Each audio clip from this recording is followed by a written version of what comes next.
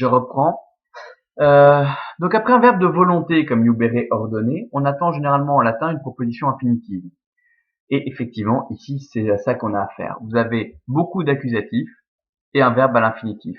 Donc en fait, on a affaire à une P2 infinitive. Alors ce qui est compliqué en latin, classique, c'est que généralement, le verbe introducteur de la P2 infinitive, il est en plein milieu de la P2 infinitive.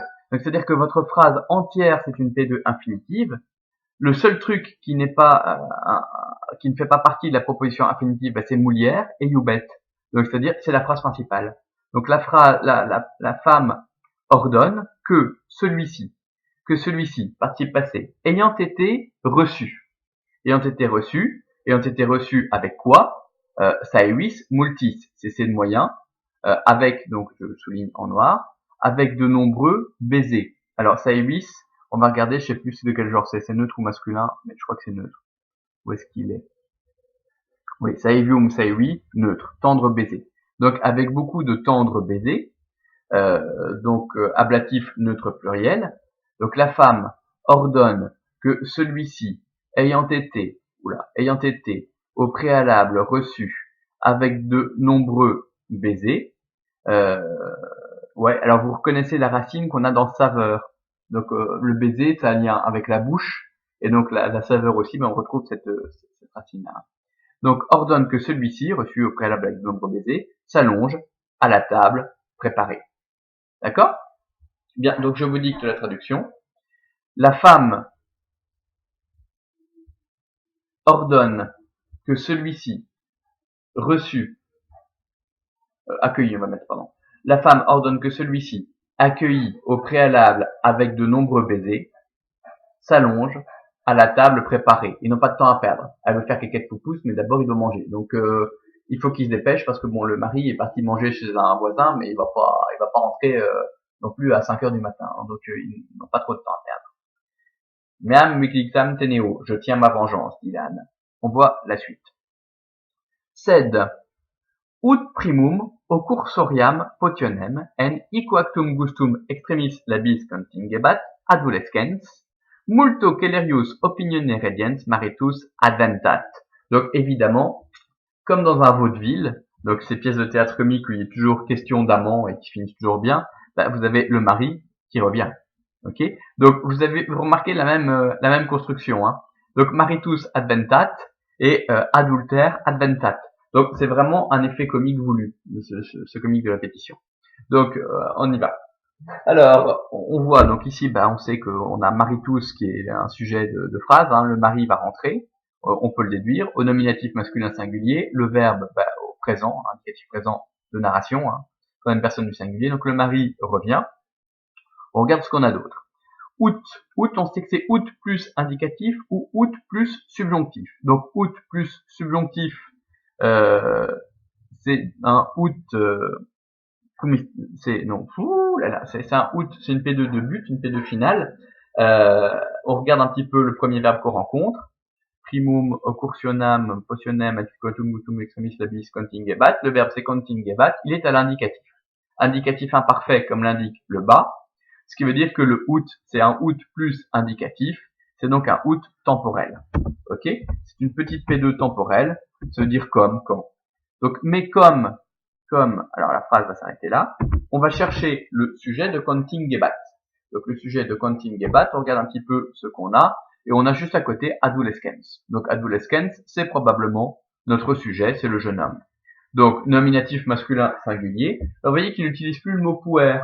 Donc, le garçon est un peu gagné en âge, là. Le puer, c'était pas crédible, vraiment. Il ne pouvait pas avoir 7-8 ans. C'était vraiment pour introduire un choc dans l'esprit du lecteur. En fait, il a, 14-15 ans, peut-être 16. Ok? Donc, mais comme le garçon, contingebat, approchait,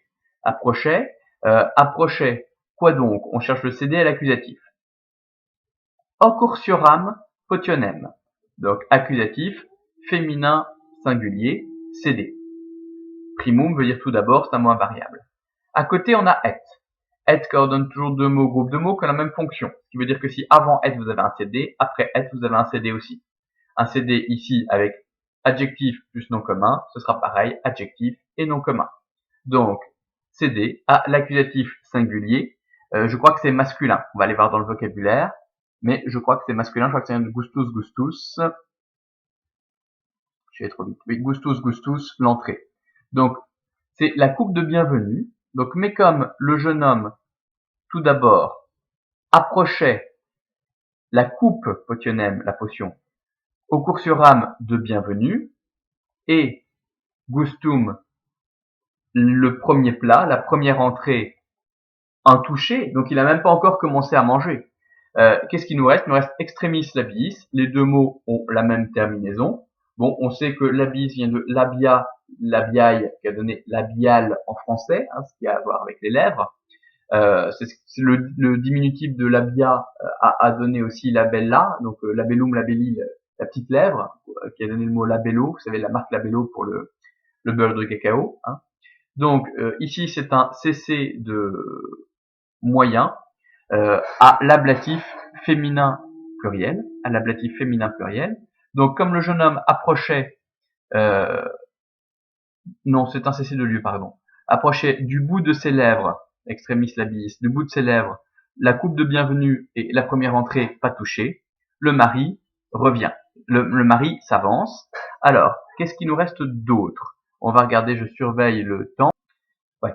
Donc, ça va, on a encore un petit peu de temps. Donc, le mari. Qu'est-ce qui nous reste d'autre? Multo, celerius, opinioné. Alors, multo, on peut dire que c'est un adjectif. Du coup, avec quoi il pourrait aller? Avec une terminaison en o, il serait probablement à l'ablatif, il pourrait aller avec opinioné. Le problème, c'est que opinioné, ça vient de opinio, opinionis. C'est un mot qui grammaticalement est féminin. Donc, ça veut dire que multo ne peut pas aller avec opinioné. Ne peut pas aller avec celerius non plus, ne peut pas aller avec maritus non plus. Donc, multo est ici un mot invariable qui veut dire beaucoup. Celerius est aussi invariable. Donc beaucoup plus rapidement. Beaucoup plus rapidement. Ici, c'est un mot invariable qui a une forme comparative, puisque vous voyez la forme en use. D'accord? Et puis, il nous reste juste un mot à analyser, opinionné. Donc opinionné, il est bien à l'ablatif, comme on l'a dit, ablatif féminin singulier, c'est un CC. Hein. Et puis ensuite, qu'est-ce qu'il nous reste? Le mari s'avance, opinionné selon une conjecture beaucoup plus rapide. Donc autrement dit, on va dire, le mari s'avance bien plus tôt qu'on ne s'y attendait. Ok. Et puis il nous reste rediens, donc qui est un verbe déponent, qui est ici avec sa forme en ns, ens, entis. Vous vous souvenez, c'est du participe présent. Donc c'est un verbe qui est au participe présent ici au nominatif masculin singulier. Il va avec maritus. Donc le mari revenant beaucoup plus vite qu'on ne s'y attendait s'avance. Ok? Je vous dicte la traduction. Donc, mais comme le garçon approchait pour commencer du bout de ses lèvres, mais comme le garçon approchait pour commencer c'est primum, approchait pour commencer du bout de ses lèvres la coupe de bienvenue et la première entrée intacte, et la première entrée intacte, ou le premier plat intact, virgule, le mari s'avance, le mari, virgule, de retour, virgule, s'avance, bien plus vite qu'on ne s'y attendait. Le mari de retour s'avance bien plus vite qu'on ne s'y attendait.